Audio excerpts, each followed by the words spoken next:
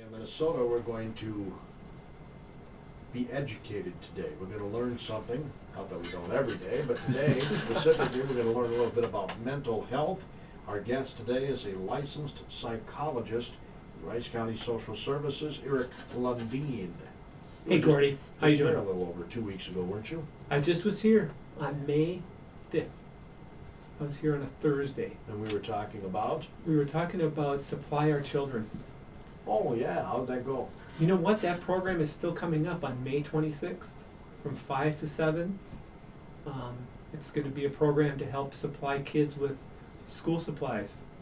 And the event that's occurring is happening at May 26th above the Cheese Cave in that loft area. Yeah. And there's going to be a silent auction and stuff. So it's going to be great. Yep. Yep. So today you're here to talk about mental health. It's Mental Health Awareness Month as designated by Mental Health America. Really, that's how that got designated? 1949 it started. Wow. You should be running the show. You are running the show, but well, I don't know about that. That's pretty good. I did not know that. Well, that goes all the way back to 1949. See, you learn something every day. I do. I will go. I'll bring that back. KDHL hit the airwaves in 1948, and because it hit the airwaves in 48, they thought they needed a mental health. No, I'm just kidding. Awareness Month starting in May of 1949. Oh, that's pretty good. Yeah. But anyway, it's a serious topic. I'm sorry. Yes, a good way to deal with mental health is to laugh. We need to laugh more anyway, so this is good. I have 3 agenda items today.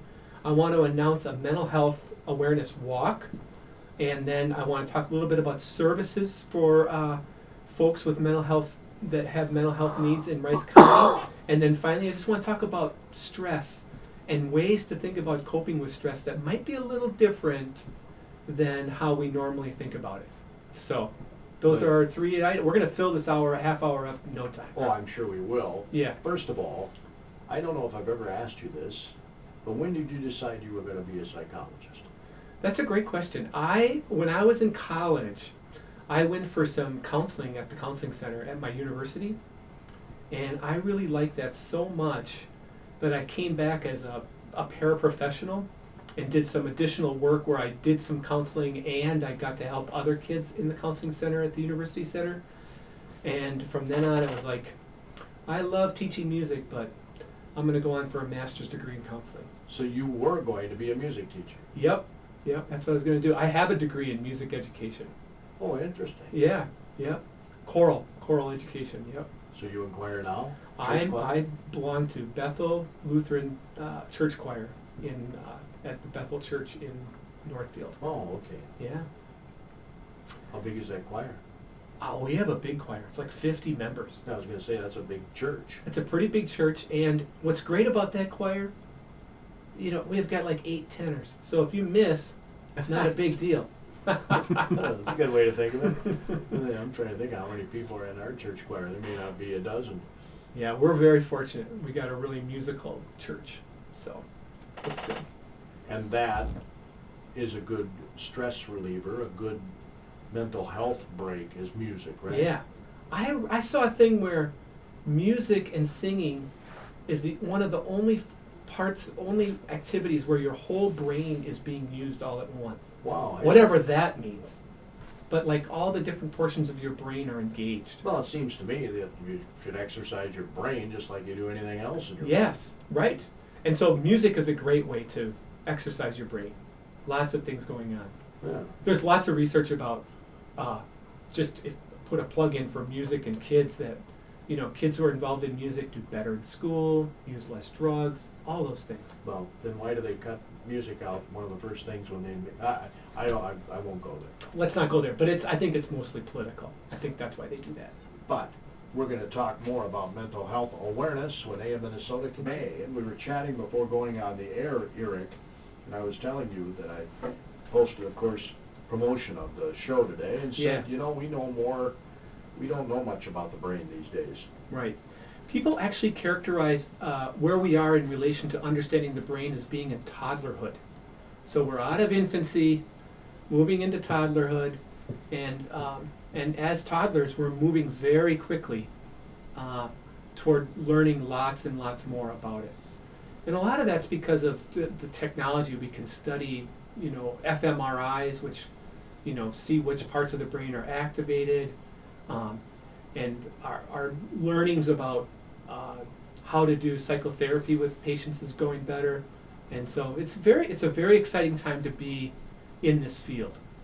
One of the challenges in the military these days, soldiers coming back from the Middle East, mental problems exist there, post-traumatic stress disorder, that sort of thing. Yes, lots of post-traumatic stress. And as in other kinds of areas related to the military, lots of gains in relation to understanding post-traumatic stress disorder because of the military. The use of yoga and mindfulness to treat PTSD, the use of actual, one thing now is actually giving a person some cortisol before they start talking about an anxiety symptom.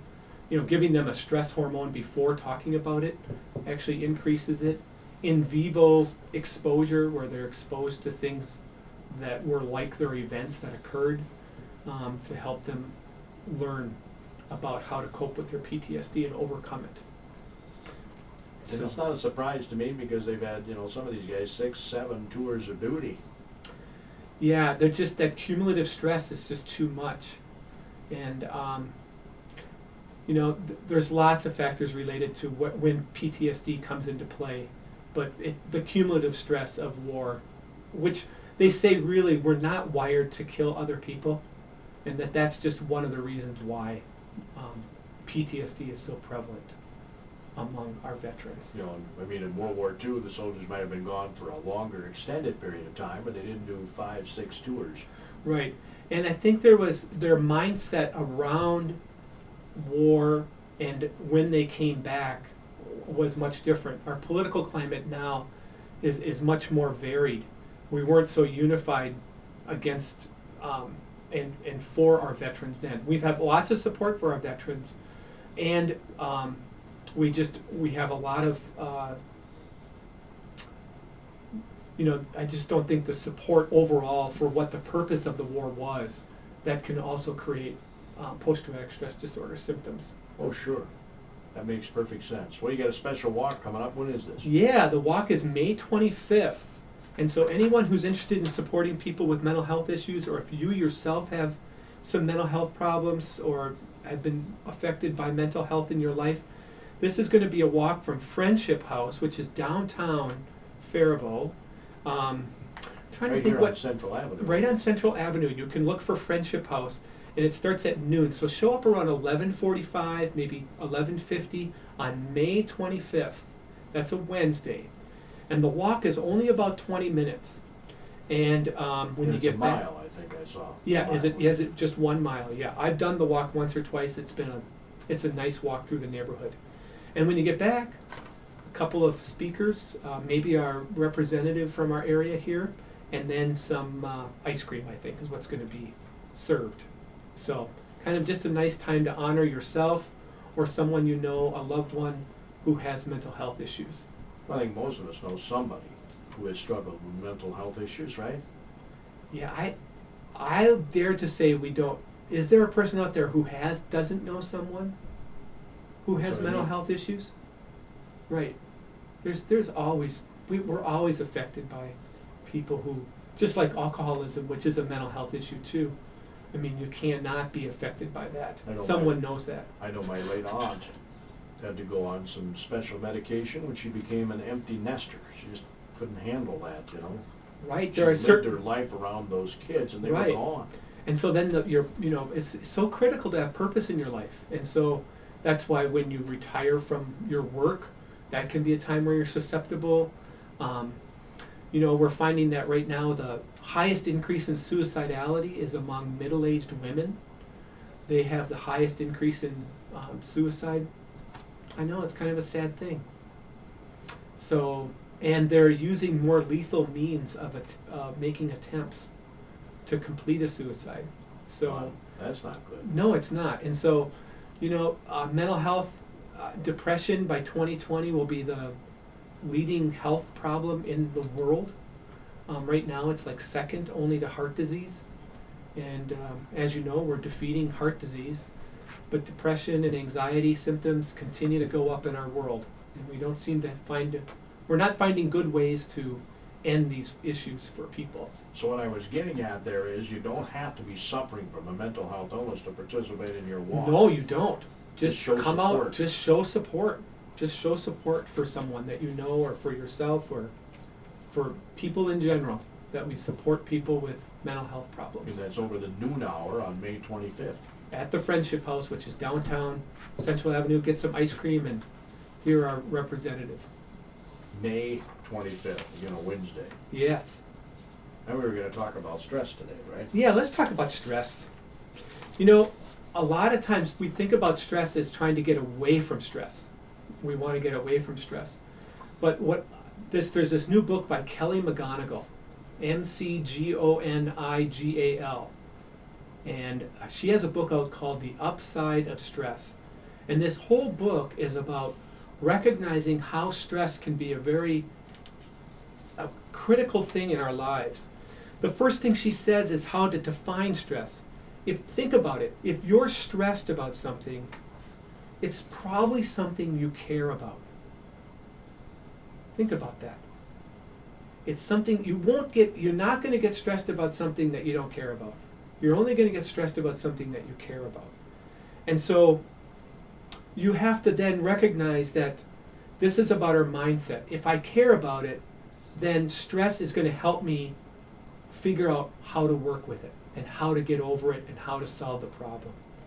And so we have to begin recognizing that stress can be something that can actually be helpful to us, not necessarily hurtful.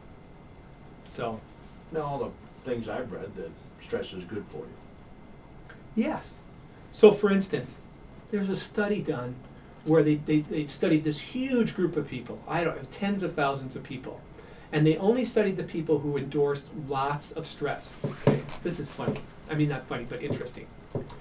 So they ferreted out the people that were lots of stress. Then they separated into two groups. One group said that their stress level really affected their health. The other group said, stress doesn't affect my health. And then they looked at him like 5 or 10 years later. And a certain percentage of the people who viewed their stress as having an effect on their health actually had died. And those that had not viewed their stress as affecting their health, no deaths at all. So again, what's that about? That's simply about a mindset change. How do you view what's going on with you? So I just find that fascinating. That I've been working at that. I've been in my own personal life. I've been working at just saying, move toward my stress. This stress is good for me. I'm going to learn something from this. I can embrace this and tolerate even more stress as I move forward in my life. So. Interesting. Yeah. How about getting older? You and me, Gordy. We all do it. We're getting older. So if you we often think about stress as like if we get older, we become more useless, being stuck in our ways, or you can view getting older as being wiser, smarter, a mentor to someone, and that if you can view yourself more in that way, your chances of recovering from a heart attack are increased significantly. But if you view yourself after a heart attack as being useless and no good and not having anything to offer, your chances of recovering from that heart attack are less. Well, I've noticed even medicine treats it differently than they used to. They used to not get you up and moving. You were supposed to have bed rest and everything when you had a heart attack. Now they have you up right after your surgery. They want you moving around, right. They want you getting going, that's right. Which, guess what that does? It stresses the heart, right? So these are things that go on. One of the things that people want to think about, there's another chemical called oxytocin, And oxytocin is a really critical hormone for bonding with our children, bonding with each other, and those kinds of things. And one of the beauties of stress is that it makes you want to bond to someone else. So if you have stress, it's critical that you do have someone to talk to about it. Stress in of itself is not necessarily helpful, but you need to then do the things that, like if I have something that's stressful that happens to me, I need to find someone to talk to about that. And the oxytocin that's released from my brain and goes to my heart actually then will strengthen my heart. The oxytocin actually strengthens my heart. But the critical piece is finding someone to talk to. So, and then that ties into mental health, that we all need someone to talk to in our lives. Whether it be your best friend or a pastor or mental health professional. Mm-hmm. A lot of times most people have stress and mental health problems, but they have a good friend they can talk to and that kind of thing. Sometimes that doesn't always cut the mustard, and you need to find professional help. And so we have plenty of mental health providers out there in the Yellow Pages. All of them in this area are very accomplished, and I would trust anybody to help you with your mental health problems in the community here. So we need to see the good in stress. Yeah. So for instance, if you see that, sometimes personality traits can have an effect. So let's talk about optimists. Optimists live longer than pessimists, even though there's some research that shows that being a pessimist isn't the worst thing. I do believe that, though, because attitude, I think, is huge in dealing with illness. But in general, optimists view stress as being a helpful thing to have in your life, where pessimists see it as not as helpful. They don't see it as helpful. Well, and I don't know if I'd put a blanket statement around this, to be honest with you, because it depends on what you're stressed out about. Let's say you lose a loved one to the suicide. Death, right, or suicide, yes. That would be a tough thing to handle. I don't know how I could embrace that as being a positive. You know what I'm saying? No, you can't always, we don't want to be so blanketed, because there are tragedies in the world, and we can't sort of just say, well, it's a good thing that happened to you. But the key thing is then to take care of that in a way that's helpful to you and not try to run away from it once it's happened. And to say, okay, I'm stressed. I better have someone to talk to about this. My husband was in a bad car accident. My wife just had a heart attack. These kinds of things. Eric Lundin is a licensed psychologist with the Rice County Social Services Department. He's in studio today enlightening us about mental health awareness, because May is Mental Health Awareness Month. I bring that up, Eric, because a little over about a decade ago, I lost a good friend to suicide. And it really hit me. Right. Because he never, ever indicated to me that he was in any sort of depressive mood. Yes. He seemed like the same guy. Yeah. And I was taken aback by that. And I remember Pastor Brimehorst telling me, while I was sitting in his office, that oftentimes people that suffer from depression don't reach out. They don't tell their friends. They internalize all that sadness, right? And they put on this good face, but then they don't necessarily reach out to others, right? And obviously I was a little stressed about that for the year or so after it happened. Right, which is a normal, actually, Gordy, you probably had a pretty normal response to that grief. That was a pretty normal, especially such an acute grief response. Well, I was angry, and I guess the first stage of grief is anger, is it? Yes, it can be. Yes, it's right in there at the beginning.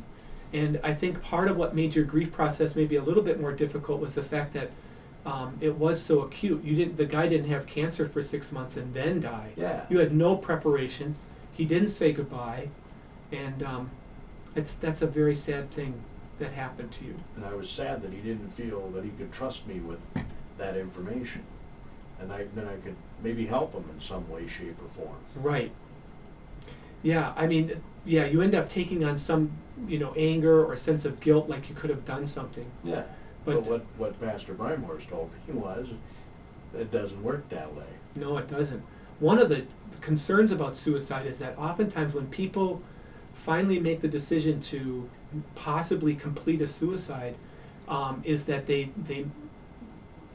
get acutely intent on doing it for just a short period of time, like 10 or 15 minutes.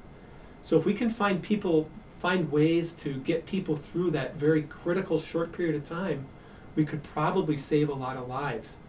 But I don't think we're doing a good job of really figuring that out yet. I mean, we have lots of public health campaigns, the Yellow Ribbon campaign, other campaigns to combat this, but I don't think we're making some inroads. We have some educational programs out there, but I still think that these issues still are out there. So depending upon what causes the stress, do you think that makes sense? What causes the stress, depending on whether we should accept it as being good stress or not? Well, I think what happens is any stress could become bad stress. I think it depends on how, a lot of times your mindset has a lot to do with it. So if like for you, look at what your response was. You didn't internalize that. You immediately went to someone. You let your oxytocin work for you, and you reached out to someone and talked to someone about that right away. No, I don't know if it was right away. Well, but soon enough, though. What if you'd internalized that completely? You could have probably gone into a severe depressive episode yourself. Right. So any stress can be bad.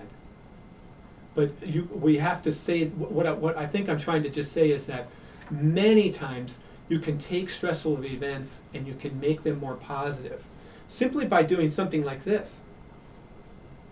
Just simply accepting the fact that the stressful event is happening rather than saying, this isn't happening to me. Say, okay, this has happened. Then plan a strategy for your stress and for the source of it. Find some advice, seek information, and then finally take steps to remove the stress or find ways to overcome it. Or I would say, even betterly, find a way to what is good, what can I learn from this event? A year ago, I was in a situation where I was not feeling very good.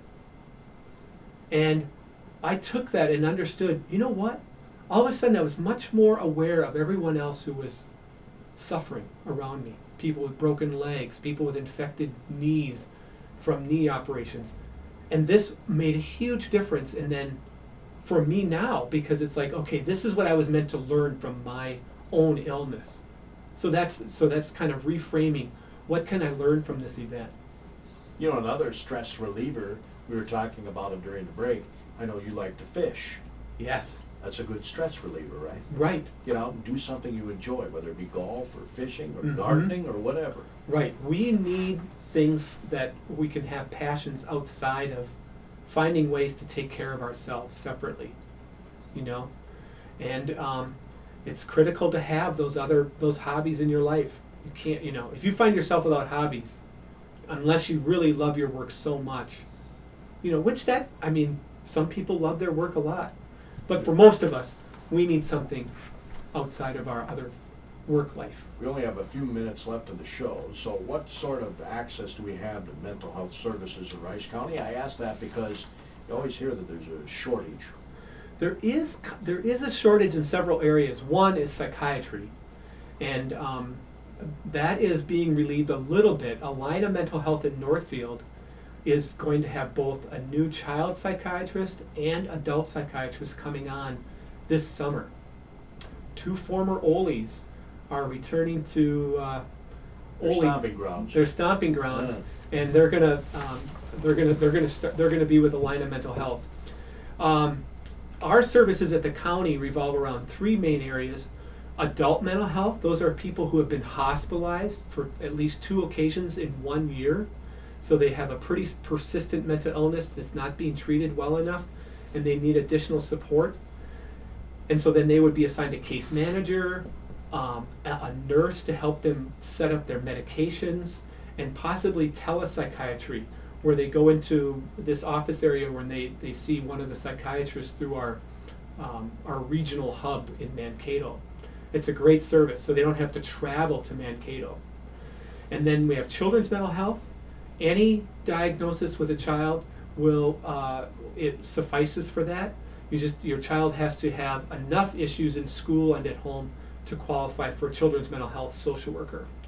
And then finally, the service I provide, which is outpatient mental health services, myself along with 2 other colleagues, we provide services to people mainly with no insurance or some insurance, like a high deductible insurance, because you wouldn't be able to afford it other places. And so you can reach us at the county. Do we find much of this is covered by insurance? There's plenty of, if you have insurance, now this is the rub. Medicaid, all the MNsure programs, and what I would call good insurance, those with like say a $30 copay, there are those out there. But other people have insurances that are like say $1,500, $2,500 deductibles, and they're making $15 an hour. Find your way to Rice County Social Services. We will be able to service you if you have a high deductible. That's what we're charged with doing, seeing people with no insurance or what I would call high deductible or poor insurance. So sometimes the deductible, though, is a choice of the person who... Right. We don't make those judgments. If they choose to make that, then we'll still do that. But what we're finding is that a lot of these individuals don't have a choice. Okay. This is the program they've been offered. And so then they're making $15 an hour, and they have a $1,500... By their employers, you mean? Right, by their employers. So I'm really proud of our service that we provide at the county. It's a great service. Which is how they keep their premiums down. I'm not blaming the businesses either, because they're right, and it keeps the premiums down for the individual. But we do not make those judgments on the people that come to see us. Okay, so that's a good thing to know, though. Right. Some people might think, well, my insurance should cover it, but I got this high deductible. Doesn't matter. You can go to social services. You can go to social services. Yes, indeed. That's great to know. Thanks, Eric. Hopefully hey, Gordy, thanks again for letting me come in another May. You bet. Get yourself a lunker next time you go out fishing. Yes, I sure will. Take care. Eric Lundin, our guest this morning during this Mental Health Awareness Month.